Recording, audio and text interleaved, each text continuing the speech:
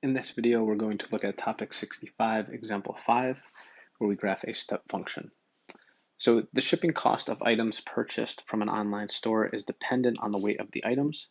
The table represents shipping costs y based on the weight x, and we're asked to graph the function. Then we also want to know what are the domain and range of the function, and what are the maximum and minimum values. Okay, so first thing we're looking at here, they give us all the information. They tell us the weight of the items. If it's between 0 and less than or equal to 2 pounds, it's going to cost us $5. 2, 4 would be 8, 4, 6 would be 11, and so on. So we need to do, we're just going to graph this. So if it weighs 0 pounds or just over 0 pounds, this here, it's going to cost $5.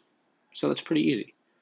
So that means at 0, up to 5, sorry, at 0 pounds, it'll be $5. We're going to put an open circle, right? Because it doesn't make, that shouldn't be there. It doesn't make any sense to pay for something if it's 0 pounds, right? You're not going to get it shipped. Everything has a weight if it's being shipped. And at $5, it stays $5 for anything from 0 up to 2 pounds. But the 2 pounds is inclusive, right? So if it weighs exactly 2 pounds, it's going to be $5. And we're just going to connect those, right? So from 0 to 2 pounds, it would cost us $5. Now, from right over 2 pounds up to 4 pounds, it's going to cost $8. So at 2 and 8, there's going to be an open circle at 2, 8. Because if it's exactly 2, remember we said it costs $5, but just over 2, it's going to go up to 8. And that stays $8 up to 4 pounds.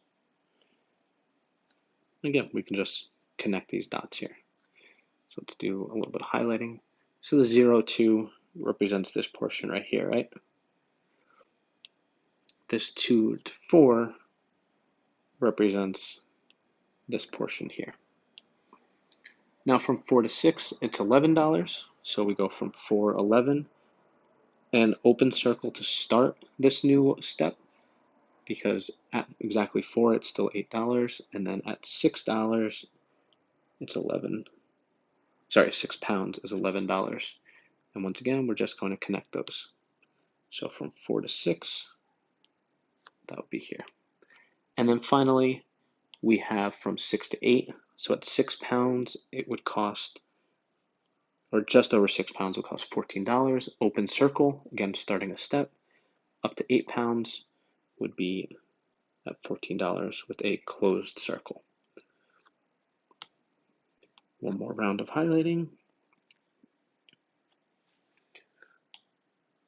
All right, so graph the function. We did that. The reason these are called step functions is down here. The graph of the function looks like the steps of a staircase, right? We don't have these vertical lines. We don't need them. They're not part of the graph. But if we drew those in, it would look like a staircase. So that's why it's called a step function. It pairs every input in an interval with the same output value. So everything between 0 and 2 all costs the same amount.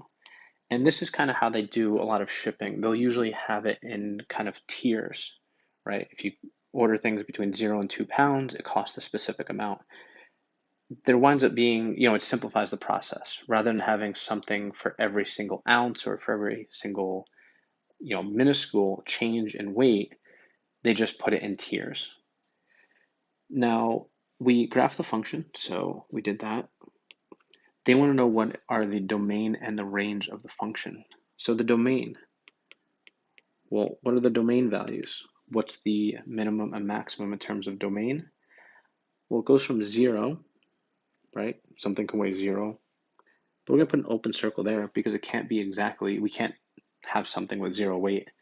And that's going to go all the way up to, well, what's the max weight of items? That is going to go up to, right here, 8 pounds. So our limit would be 8 pounds, and that's inclusive. All right, we're including that 8, so we're going to put a bracket there. Okay, so keep that in mind. So it's my domain. It goes from 0 to 8.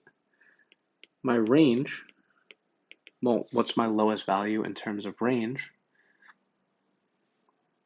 The lowest value is 5.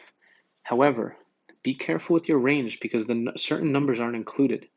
All right, it's impossible for me to have something that costs $6. It's impossible for 7. It's impossible for 10, 12, and so on. So nothing happens in these parts of the graph, right? It's kind of, like dead space. So that's not really part of your range. Your range are the shipping costs. So those would be, we can list them, 5, 8, 11, and 14. Those are the only possible Y values. All right, again, we can't have something that costs $6. It would be impossible because it's either 5 or it's 8. We can't have a $10 cost. It's either 8 or 11. So keep that in mind. Be careful in labeling your range or stating your range. So domain and range are taken care of. And we want to know the maximum and minimum values. So the minimum value in this case is going to be, we're talking in terms of the cost. So the function has a minimum of 5 and a maximum of 14.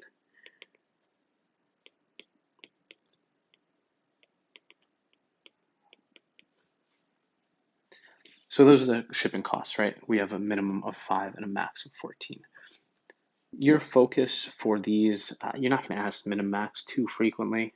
And sometimes it gets a little confusing whether we're talking about, the weights or the shipping costs. So don't worry too much about minimum and maximum. Focus on being able to determine the domain and range, especially the range, because there, remember, are things that are not included. There's just steps to it. And make sure that you're able to graph a step function, given, it's a chart or any kind of information like that. All right, and that's it.